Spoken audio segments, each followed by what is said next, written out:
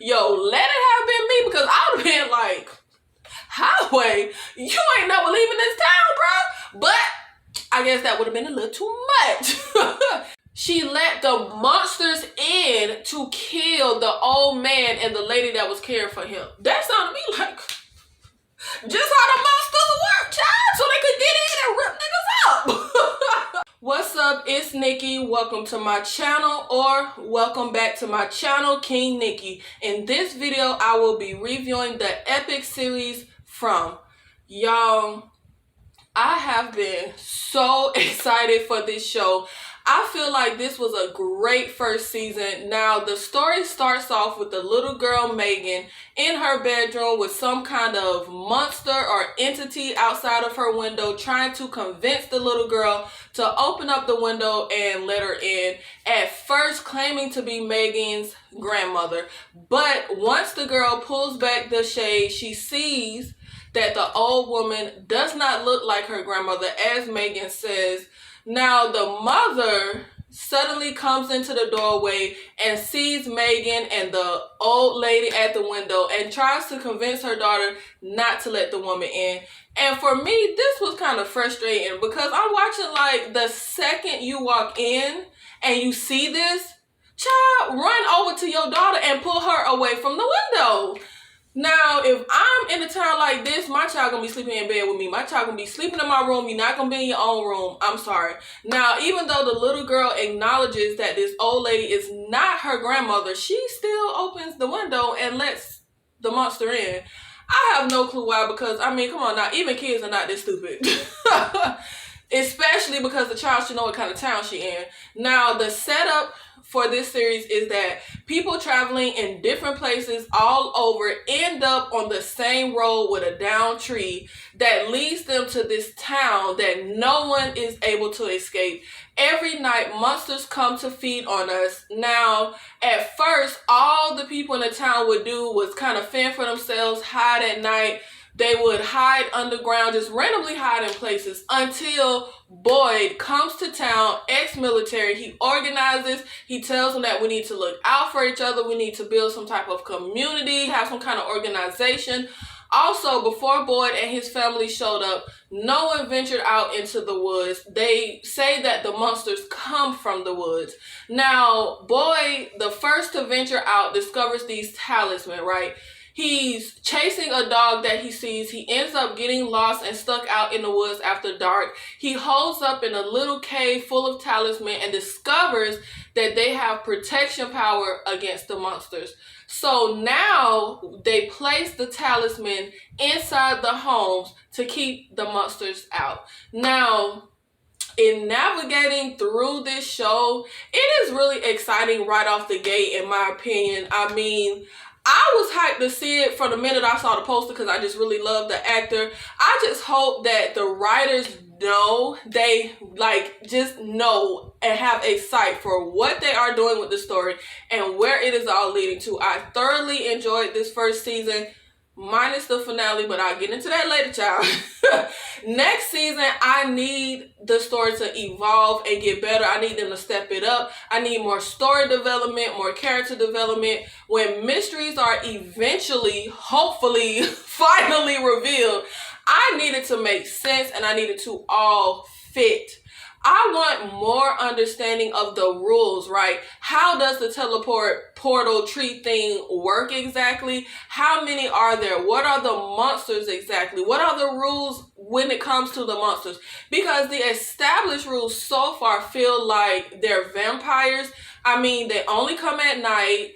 They can only come inside if invited. However, I am actually not inclined to believe that the monsters are vampires. For one, we used to be hiding underground and stuff, right? We weren't hiding in the houses, so that means they could come into the houses. The monsters didn't need an invitation until after the talisman were put up. That's not the general rule for vampires. There is no talisman involved. Also, the monsters don't just like drink your blood.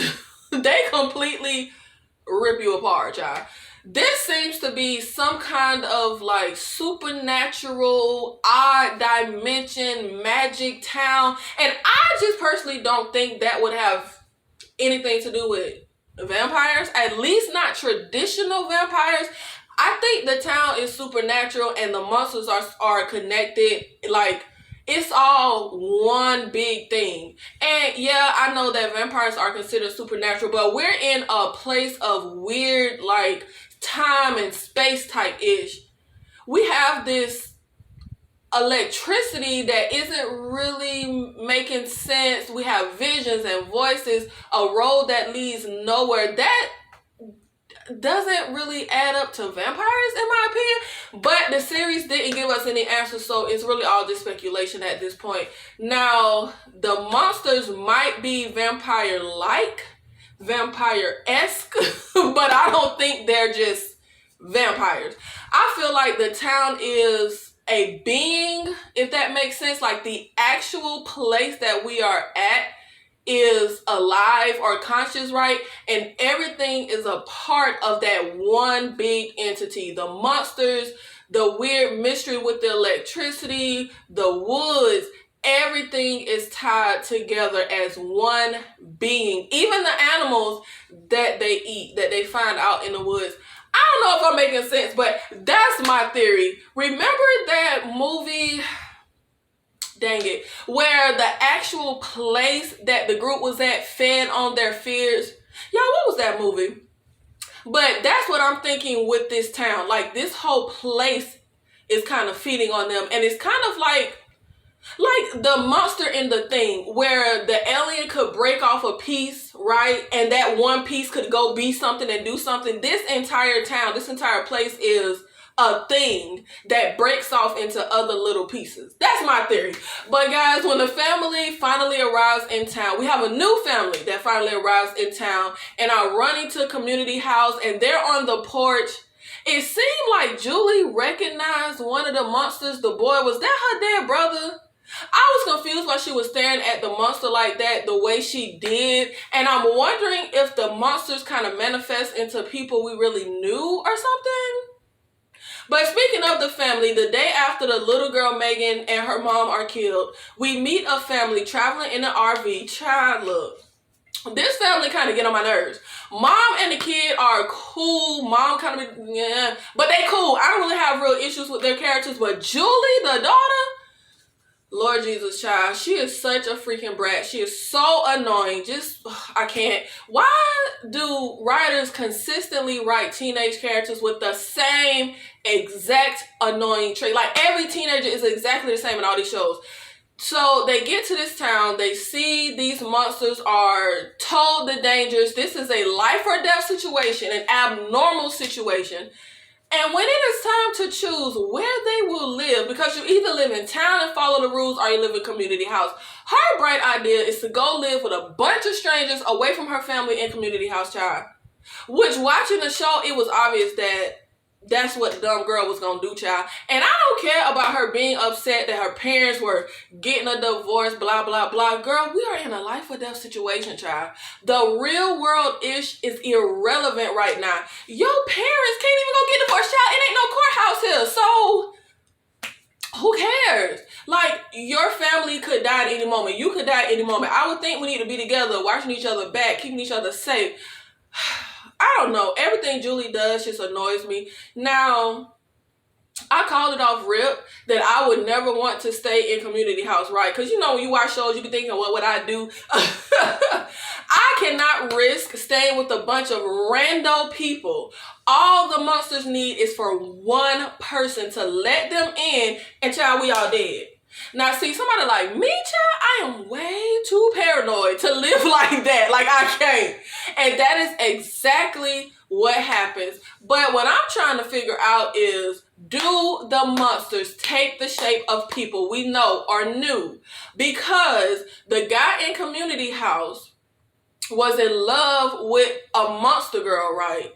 Did the monster take the form of a woman he knew before this town? Because It's kind of confusing to me that you would have a crush on or being loved with the monster girl outside that you only speak to through the window. Like, she had to have taken the shape of somebody he knew, child, because that just ain't adding up for me. So basically, the monster plays tricks on him, messes with his mind, just verbally, which is something that has been established that these monsters do. She talks about how she loves him, but that he doesn't trust her and she's gonna leave and never come back. And this fool say, "Oh, you gonna come inside, right? Nobody else." At this moment, everybody in community house drunk, partying, and child, in a situation like this, no sir. I need to be in my right mind at all times. Now, the people in community house kind of trip me out. And Donna is one of my favorite characters. She is pretty much the leader of community house. But they was getting on my nerve. I get making the best of a situation, right? Like, we here, let's make the best of it. But we cannot do that to the extreme of denying our surroundings, which is what I feel like they were doing. Like, believing that we are actually safe. I cannot party and drink and do frivolous things with monsters right outside who want to rip us apart, child. Now, of course, all hell breaks loose. People are screaming. People are running. And at that moment, Julie is upstairs in the attic with Victor, a key character who I think is really the key to everything. They hear the screams and Victor tells her, "It's starting, we gotta go." And the idiot girl is like, "What's starting? Go where?" Girl, just shut up and follow him. I'm sorry, everything she does get on my nerve. You ain't got to tell me twice, bruh, where I need to go. Out the window, down the road, okay, I'm going.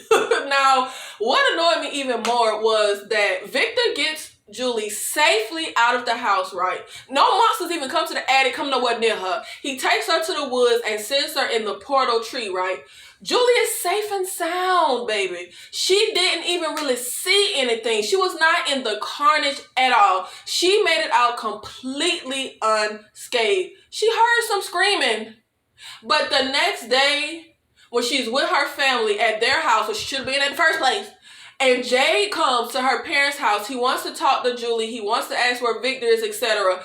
Jim, her idiot dad, who gets on my nerves as well, has an attitude, and they acting like Julie all traumatized and ish. And Julie acting like she traumatized. Y'all, look, Julie crying and freaking out and telling her family how she got out was annoying the fuck out of me.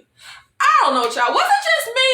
I was confused as to why she was acting so freaking traumatized when all she heard was some screaming and got out completely unscathed. I mean, what was the difference from when we first got to town and was running into the house and we saw the monster, child? I'm like, girl, you perfectly fine. Chill the fuck out.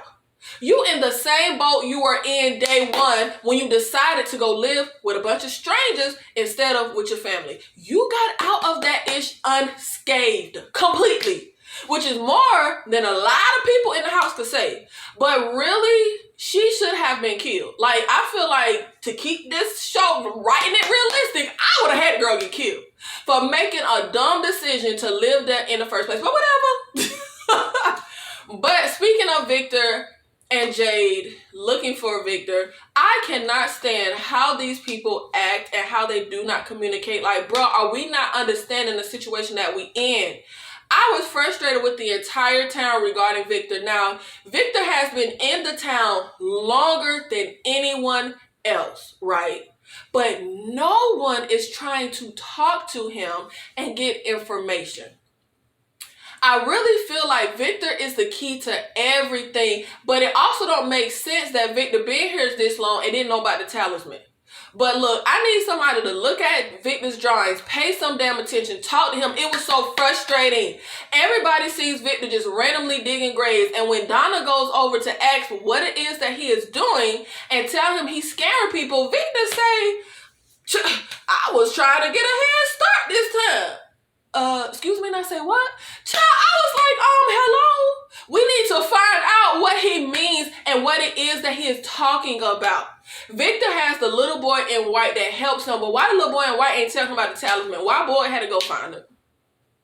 But anyway, Victor basically makes that comment and nothing comes of it. And I'm like, hello, get a head start on what? And what do you mean this time? Then after the slaughter at Community House, Victor goes missing and nobody really gives a ish. Child, that mess got on my last motherfucking nerves. Now, off rip, Jim goes ham on Victor for really no reason at all when he first sees him. He sees Victor in a public area just simply talking to his son, and Jim flies off the handle. Gets aggressive with the man, physical with the man. It was really ridiculous and unwarranted in my opinion. Jim's attitude in general though just rubs me the wrong way. He get on my nerve. His attitude with Jade and stuff, I was so annoyed with Jim. Like, bruh, you are trying to find a logical solution for an illogical situation. You trying to find a logical solution for an illogical situation. Jim, you are not in the regular world no more, bruh. I wouldn't care how far-fetched something sounds. The situation that we are in is far-fetched. Now, when the family first gets to town, right, they see everyone at a funeral. And Jim had the nerve to say, well, they look like a cheery group. What? They at a funeral, you idiot. Who looks cheery or chipper or welcoming at a damn funeral? I have no clue why he would go over and bother people when it's a whole dang funeral. I thought that was so disrespectful. Jim just... Am I the only one, y'all? But when Jim asked about directions for the highway when they first roll up in there, yo, let it have been me, because I would have been like, highway? You ain't never leaving this town, bro. But I guess that would have been a little too much. Now, there is a family in an RV, right, that arrives to town. And then we have two guys in a car that also arrives to town, one of which is Jade. They all arrive to town at the same exact time. And everyone is like, there has never been two cars at the same time. And according to Victor, two cars have not arrived together in a really long time. Seems like, I don't know, over 20 years, because in the flashback scene, Victor is a child. Now, they end up having an accident, right? Collision. Boyd, the sheriff, has his little deputy take the daughter and mom into town. It's about to be dark. We need to get them somewhere safe. While Boyd and their town nurse hold up in the RV overnight, not sure if they'll be safe, but he uses the talisman. The son was really hurt during the crash, right? Now, instead of the dad focusing on his son, he focused on the sheriff and trying to let the monsters in. And of course, Jim isn't aware they're monsters, but child, I don't care what they are. Why do you care? I don't care if I hear people asking and saying, let me in. Jim was fighting hard to let them in as if he knew them. I don't know. I just felt like, bro, focus on your son. Like, it should be tunnel vision. Yeah, the sheriff was being weird when you don't know what's going on, but who cares? They trying to help your son. This lady is trying to help your son who is critically injured, who is in bad shape. That is all you should care about right now, bro. Jim just kept going on to the sheriff saying, keep the RV safe from what? Nigga, who gives a ish? Now, their son, Ethan, surprisingly, doesn't annoy me at all.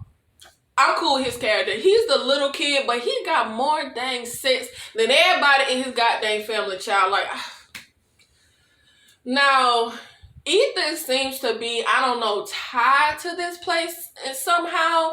I'm not sure if it's because of the accident or what. Like, you know how you have an accident and maybe you die a little, whatever that's called, and you see into another realm.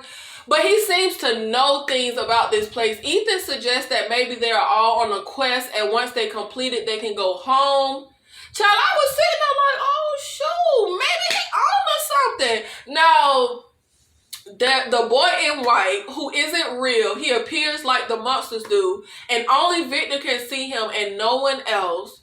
The boy in white appeared when Victor was a kid, right after two cars came on the same day. Now, unlike the monsters, the boy in white appears during the daytime. Now, all these years later, two cars come on the same day, and here's the little boy. I really wish people would talk to Victor and get this info.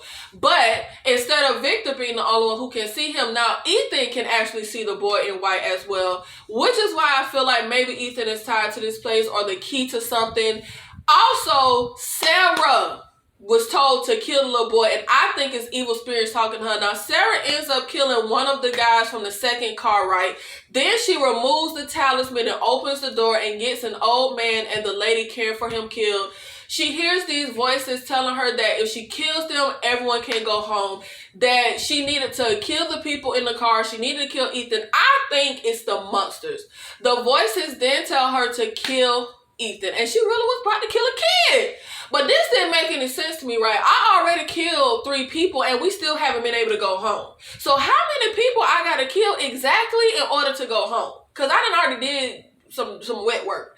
Now, when she goes to try and kill Ethan, she accidentally kills her brother, which was obvious. I knew that was going to happen. Now, the priest, Father Khatri, catches Sarah and ties her up in secret because he tells everyone that he couldn't catch her. She ran out into the woods and she got away.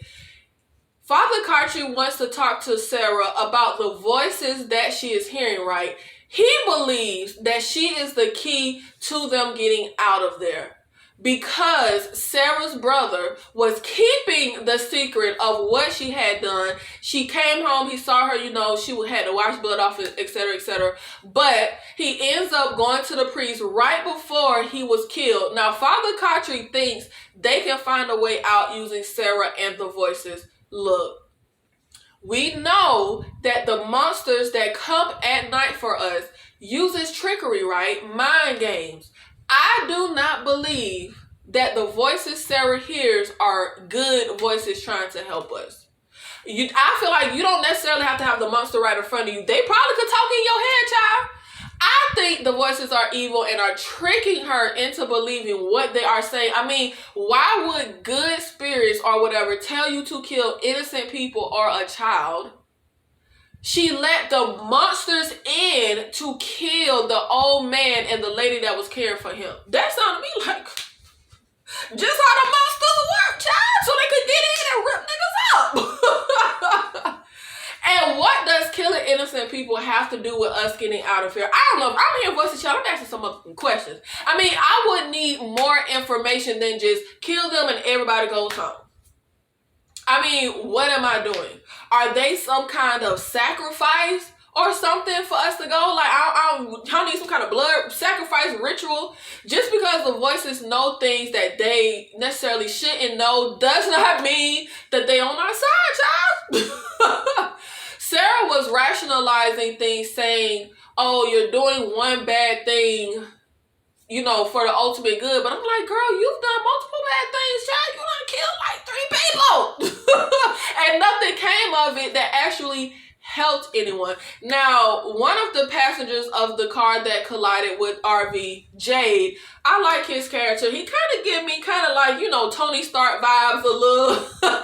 He's pretty much a genius and is trying to figure out a way out of this town, right? But I still feel like we can't really find a logical solution for an illogical situation. It's probably got to be something supernatural that gets us out. Now, Jay ends up seeing visions, but nothing comes of this. There is no information given to the audience about it. Tabitha, Jim's wife, also ends up having a vision and nothing comes of this. Nobody tells anyone that they're seeing things. And I don't really blame Jade for not telling Jim, because that nigga ain't. And as an audience, we don't know what the point is of what they are seeing. Now, I personally do not like a story that gives me more questions than answers. I do not want the story to get convoluted and derail from the main plot. I really need the writers to stay focused on what they are trying to accomplish and not just focus on throwing a bunch of mysteries at us, right? Child, the electricity, the monsters, the time, space-ish, the bracelet Jim lost years ago that's found here in this town, tree portals, visions, voices, the lighthouse. It's too much ish and we ain't got the answer to nothing. I need everything to tie in together and make sense. The digging that the Matthews are doing under their house, Tabitha, Jim, Ethan. I needed to all tie together and make sense, child, please. Now, I'm fine with the episodes that kind of start to stray away or move away from the monsters and focus on other aspects. I'm fine with showing that we have multiple threats, right? Or multiple problems or multiple mysteries that we need to solve. But we cannot just ignore the monsters or move focus way too many times to way too many things. Like, everything they are showing us, right, I need it to be connected and to eventually tie together. Gem bracelet, everything. I need everything to tie together, because what did y'all throw it at us for? I personally don't want just a bunch of random events and mysteries thrown at me with no cohesive story or point and no answers, which is why I found the season finale extremely disappointing and frustrating. Well, one of the reasons. I feel like it kind of ended kind of cliche, like y'all could have gave us something better than this. Now look, was I expecting for the entire mystery to be solved in the last episode of the season? No, of course not. But I was expecting for something to be answered, right? But instead, all we got were more questions. And that for me is really unsatisfying. A season full of mysteries with no kind of payoff in the finale was just disappointing. I mean, give us something, man. Give us something. I really don't want to follow a story of just never-ending mysteries. If this ish end and I don't get them answers, I'm gonna be pissed. Y'all better be coming back for season 2, and y'all better be giving us some answers. I need some kind of payoff. Chat, look, I just really hope that the writers have a plan for all of this. I have been lured in, and now I need them to deliver. They better give us some day answers in season 2, child. That's all I know.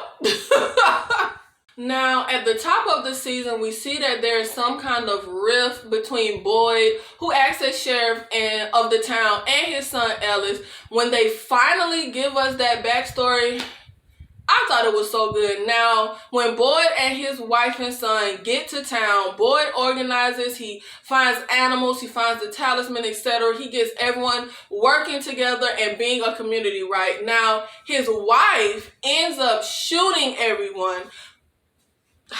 This scene was crazy. She ends up shooting everyone, believing that they are all just asleep, and that if she kills them in this dream, they will simply wake up. Now, child, how we know the voices that's talking to Sarah aren't the voices that convinced his wife that everybody was asleep and she needed to kill them in the dream to wake them up? Boyd ends up having to kill his wife in order to save his son, and I get it on Ellis' side, right? He told his dad, something is up with mom, something is wrong with her, please don't go out into the woods today. However, I was kind of annoyed with Ellis once we found out what happened. First of all, if Boyd hadn't gone out into the woods, right, we would not have the talisman. That's major. Secondly, I had to kill my own dang wife to save your behind, and you got the nerve to cut me off and be mad at me? I saved your fucking life. I had to kill the woman I love. Now, Boyd's current plan is to go off into the woods to try and find us a way out, right? He's going to just pack up a bag and just walk, see what he finds. The priest ends up coming to him in an amazing scene about how the priest got to this town. And Father Cartry tells Boyd about Sarah still being alive and hearing the voices and how he has her tied up and he thinks she's the way out, etc. But they end up having to run outside to help some people from community house who pulls up in a van, because this is the night that the community house slaughter happened, right? And y'all, somebody cute Bone Thug scene at the crossroads when the priest is outside and he gets killed. I literally gasped. Now, after his speech about how he got here and how he had a mission and purpose, no, I did not expect him to die before seeing that purpose through. I did not expect the priest to die right then. I was mad as hell. I like Father Cartry. Child, kill off the unlikable characters and the characters that I don't care about. Dang. I like Father Cartry, and I thought he was going to serve a much bigger role. Now, these final episodes of the season really got on my nerves. Now, after the slaughter, Well, not the whole episode, just people attitude. After the slaughter at Community House, everybody is down in the dumps, right? Jade and Jim have a plan to create this tower so they can radio for help. But child, people attitude about it was driving me nuts. It was getting on my nerves. Attitudes that they don't need to even try and create the tower. The attitude that this tower better work and what it will do to people if it does not work. And I'm sitting here like, hold on now, so you mean to tell me that we can only try to get out of here if it will surefire work? I'm confused. We do not belong in this town. This ain't where we should be. We need to try and try and try and try to get the heck up out of here. Donna attitude after Community House falls apart and old boy hangs himself. Somebody from Community House hung themselves. Look, we're here, right? So yeah, make the best of the current situation. But y'all getting fooled into feeling like this is home. Donna was acting like Community House was actual home. Like they were actually safe. The focus needs to stay on getting out of Dodge City. If plan A don't work, then we need to try a plan B, then a plan C, all through the motherfucking alphabets, because this ain't home and we don't need to get comfortable and we ain't safe as long as we are here. I just was so frustrated with the attitudes that we just shouldn't try because if it don't work, we giving people false hope. What are y'all talking about? Do y'all want to go home or not, my G? Do y'all got any type of will? So we should just accept our fate in this town, living amongst these monsters that come at night because the plan might not work. What the hell kind of logic is that? And Donna's reaction was crazy to me. Did y'all niggas really think y'all was safe? F the talisman. As long as y'all are here in this town, you're not safe, period. But child, when Donna was crashing into the floor, I thought she was about to find something and come up on something. It's like the Community House people weren't accepting the actual reality. The bartender, Donna, they were just on my nerves about the dang tower. I mean, are we supposed to just do nothing? I don't get it. Now, Boyd sets off into the woods as planned, and he gets Sarah because of what the priest told him. Sarah tells Boyd that the voices told her that if she did not kill those people, her brother would die. Now, child, what that sound like? That sound like the monsters. That sound like manipulation, like the monsters do. I don't know. I just don't feel like those voices Sarah hears are trying to help us get out. But I don't know. That's my speculation. Boyd and Sarah walking through the woods, and Sarah is questioning Boyd on where are we going? What is it exactly that we are doing? And Boyd really don't know. He just walking. His plan is he's just going out to venture into the woods. He's just trying to find something. And I kind of agree with Boyd, like, I need to just I got to do something. I'm not just going to sit here. Now, they set up a tent for the night, and something drags their tent. We hear this loud, horn. We see this flashing light. What dragged them? And why did it want them in this exact spot? Sarah kept pushing Boyd and telling him the voices were telling her they needed to get out of there. They should not be there. Child, why were they giving us more questions and literally not one single answer? That doesn't make an enjoyable watch, in my opinion. Was I the only person frustrated with this? Now, once they get out of the tent, Boyd thinks he sees his wife. But I mean, for me, I wouldn't expect this from his character. Boyd's smarter than this. He military. He know what's up in this town. He know his wife is dead. And he knows that this place plays tricks on you. Yeah, the tricks usually come at night, but still, your wife dead, child. So Boyd ends up getting attacked by a ton of spiders, and of course he gets bitten. Now, if there are really forces trying to help, it will should be revealed that the spider venom cured his Parkinson's disease or something, right? Because I don't see nothing that done helped us so far. Well, the little boy in white, but besides that, I don't know. Now, a storm ends up coming in, and Sarah and Boyd are going through the forest trying to get over a hill when they see a lighthouse. What does the lighthouse mean? They just kept putting stuff in this finale, and I'm just like, I got more questions. And as they're in the woods, we see the little boy in white. He is the only thing here that I'm inclined to think is good and helping us. I don't think that crazy radio is helping the voices, the visions, nothing. He tells Sarah, the little boy in white tells Sarah, this place is angry now. He points at the tree portal and tells her they have to get in there. They'll be safe. Now, see, this is also why I say that this entire place is alive. And this kind of just reinformed it for me when the little boy said that the place is angry. Now, Sarah gets Boyd into a portal tree and he ends up trapped in what looks like a chimney of some sort, I guess. I didn't like how they ended this ish on Boyd. It kind of made me sad with him screaming in there. I love the actor. I like the character. And I don't know. I don't like how that ended. Like, I would have rather ended with him someplace. You know what I mean?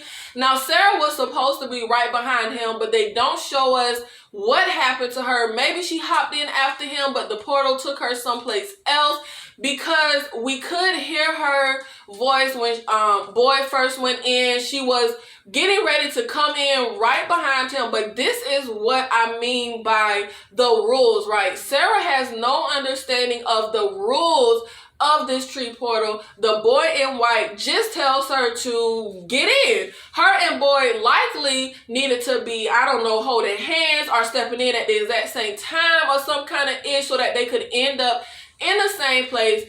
I don't know, y'all. Ain't no telling where the heck Sarah gonna end up, child. Maybe back in the real world. I don't know, child. Who knows? Now, back in town, they are working on the tower, trying to get a signal out and radio for help, right?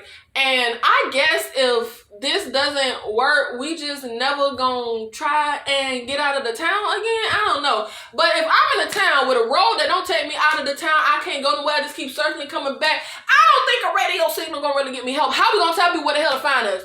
Jim ends up hearing someone on the radio, but the voice refers to him by name, so this is obviously something else supernatural. The voice ends up warning him that his wife should not be digging under the house, and of course it sounds kind of ominous, kind of like a threat, so he ends up running off towards the house. We end up seeing Tabitha doing her digging under the house. We have electricity, but we shouldn't. It doesn't work in the logical way that electricity works. So she is digging, trying to figure out where the power is coming from, right? When we see her fall through the floor deeper underground. Now, I wish they would have explored more under the house for the audience. It was a lot of stuff kind of like on the walls and just down there in general. But y'all, Tabitha got on my nerves when Victor was telling her, we have to go. It's not safe here. This is where they sleep. We have to go now. And she just standing there staring. He gotta literally drag her. Why do I have to drag a grown behind woman, child? I said we need to go. I said it's not safe. I was so annoyed. Like, why is the wife not listening to Victor? Like, move, bitch. And this was our first time seeing Victor since he disappeared. We have no clue where Victor been, where he was, what he been doing, child. We don't know nothing about nothing. Child, I don't know. Look. We don't know nothing.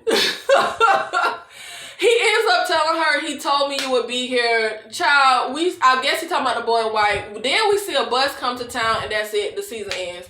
First of all, for me, having a bus come in was a lame ending. Like, really? Also, I do not want to get introduced to a bus full of characters. That just sounds annoying. It needs to just be the name bus driver, child. Like, I don't want nobody on the bus.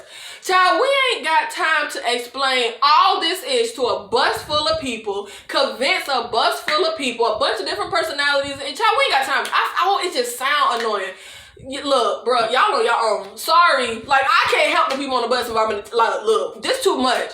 I think this show does really well getting you, like, hooked in and invested, but we need some kind of payoff. I am glad that there is no, like, jerk of the town. There isn't a racist of the town. Movies or shows where people are stuck somewhere usually rely on that. I want us battling the threats, not each other. So I'm glad that this show does not do that. There is some turmoil and tension between characters, but it isn't the main focus, and there isn't like a particular just a-hole of the town that just causes problems for everybody. I love the theme song of this show. I love the tone, the premise. This show for me is just grade A. This is just right up my alley. But I need them to give us some answers. I know I keep harping on that, but I need the writers to have some direction. I'm telling y'all right now, if it is as simple as they are all dead and this is hell, I'm going to be pissed. I'm going to be pissed. Because in all this, it don't even matter if you in hell, child. But dang, kids in hell? That sounds cruel. I'm curious if we can trust everyone in town. Like, is anyone a plant, a Trojan horse, here to sabotage things in some way? I don't think so, but I wonder. Now, the bus we see coming to town says Grand Rapids. That is where the nurse is from who has a fiance. I really hope they are not planning on introducing her fiance. Child, that don't sound like a fun storyline to me. I do not want a love triangle, love story. I don't care for no family drama in the store. Well, except Boyd family, because that scene, that showing us how they got to town and what all happened to his wife was really good. But I don't care about Kenny having a crush on the nurse and then the nurse fiance possibly coming, a crush and being mad at your parents for divorcing it. It just feels trivial to the situation that we're in. I don't care about that job. Like, I don't. Child, we are literally at the end of the world, maybe. So who cares? Now, for me, Boyd, Father Kotri, Jade, Victor, and Donna are my favorite characters. They're the best characters in my opinion. From is a really great show so far, but this might be one of those shows that you get into later, like once they got some seasons under their belt and you know the ish ain't finna just crash and burn. I remember like loving a show, like a new show came out, I watched it from the beginning, and it only lasted for one season, and I was so angry. Like, I hate stuff like that. And then you just have just the questions and the mystery just forever, and you never know what happened to the story. I don't know, and it was such a good show, but that happens a lot. So I would say maybe with something like this, you may not want to get invested, but it's too late. I'm invested, child. I'm already in it. I'm in deep. I need them to continue. I need another season, and I need it to be really good. If it comes back for multiple seasons, I just hope the writers know what they are doing and they give us something really phenomenal, because I really feel like this show can go in that direction if the powers that be, the showrunners, know what they're doing. Thank you guys so much for watching this video, especially if you watched until the end. If you like my content, please make sure you support my channel. Like this video, comment your opinions down below. Make sure you subscribe for more TV show and movie reviews and recaps. I'll see you in the next video. Thank you.